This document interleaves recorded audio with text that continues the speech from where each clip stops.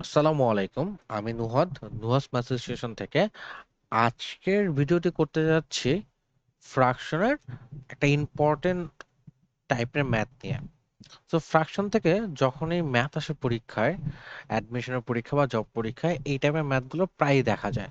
So আমরা এই টাইপের ম্যাথগুলো যদি করতে যাই কিভাবে শর্ট টাইমে করতে হয় সেই ব্যাপারটাই আমরা আজকে ভিডিওতে দেখব। এখানে দেখেন কোশ্চেনটা কি বলছে, which of the following fraction is the smallest. So এখানে জানতে স্মলেস্ট কোনটা, এই ফ্র্যাকশন গুলোর মধ্যে সবচেয়ে ছোট কোনটা।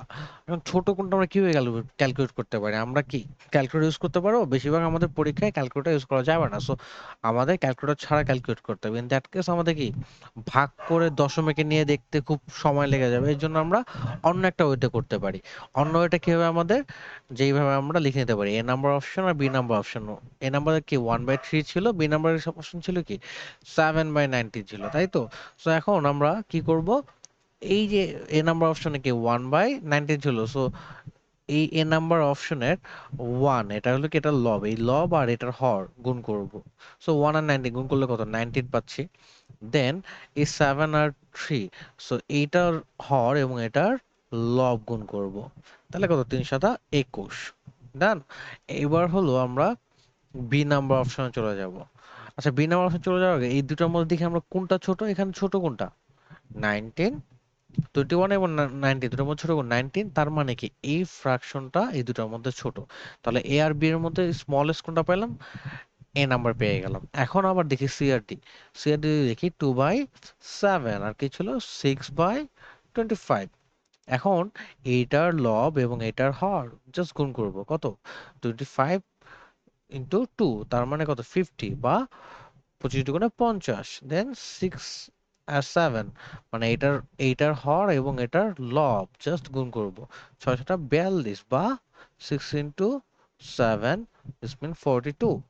সো এখন এই দুটোর মধ্যে আবার ছোট কোনটা, 50 আর 42, ছোট কোনটা পাচ্ছি আমরা 42। তার মানে কি দুটোর মধ্যে ছোট ফ্র্যাকশন কি 6/25। তাহলে এই যে চারটা অপশনের মধ্যে আমরা ছোট দুটা পেয়ে গেছি। এখন ছোট দুটো পেয়ে গেলে এখন কি হবে, 1/3 আর 6/25। সবচেয়ে ছোটটা বের করতে হবে। এই ছোট দুটো থেকে সবচেয়ে ছোট কোনটা আমরা ক্যালকুলেট করি। 1/25 তার মানে কত, 25। দেন কি 3 × 6 মানে কত, 18। তার মানে দুটোর মধ্যে ছোট কোনটা, 25 এবং 18 এর মধ্যে ছোট কোনটা, 18। তার মানে সবচেয়ে ছোট এখানে কোনটা, 6/25। সো এইভাবে আমরা আসলে ক্যালকুলেট করে নিতে পারি। সো এই তিনটে স্টেপের মাধ্যমে এই অ্যান্সার গুলো আমরা ইজিলি বের করতে পারবো। স্মলেস্ট যখন বলবে তখন আমরা এই যে দুটা কম্পেয়ার করলাম, এখান থেকে স্মলেস্ট আগে নেব, এই স্মলেস্ট আগে নিছে। এখানেও আবার সেম, যখন স্মলেস্ট বলতেছে আমরা এই দুটা থেকে স্মলেস্টটা নিছে। দেন এই দুইটাই স্মলেস্ট, এই স্মলেস্ট এবং এই স্মলেস্ট, দুটো স্মলেস্ট আমরা কম্পেয়ার করে দেখবো এর মধ্যে ছোট কোনটা। আশা করি ব্যাপারটা বুঝতে পারছে, তাই না? আরো একটা এক্সাম্পল দেখি আরো ক্লিয়ারিফাই করার জন্য। সো আমরা যদি এই কোশ্চেনটা দেখে থাকি, এই কোশ্চেনটা কি বলেছে, দেখেন, which fraction is the largest, এর নিচে কোন ফ্র্যাকশন সবচেয়ে বড়। এখন বড় যেহেতু বলছে, আবারও সেম ব্যাপার আমরা কম্পেয়ার করব। সো 2/3 আর হলো 3/5, এটা কম্পেয়ার, যদি এ নাম্বার বি নাম্বার কম্পেয়ার করি, এটার লব আর হর গুণ করলাম, গুণ করলে কি 10। আবার এখানে এটার হর আর লব গুণ করলাম, তাহলে কত, 9। এখন এই দুটার মধ্যে কোনটা নেব, ছোট না বড়টা? আমার কোশ্চেন বলছে লার্জেস্ট বের করতে, তার মানে কি বড়টা নেব, মানে 10। তাহলে দুটার মধ্যে বড় কোনটা, এ নাম্বার অপশন। এবার সি আর ডি দেখি, 9/11 আর 7/9। সো এটা যদি কম্পেয়ার করি, 9 নং 81, তাই তো? 11 × 7, এটা কত, 77 বা 77। তো এই দুটার মধ্যে আবার কোনটা বড়, বড় হলো 81। তার মানে বড় ফ্র্যাকশন কি 9/11।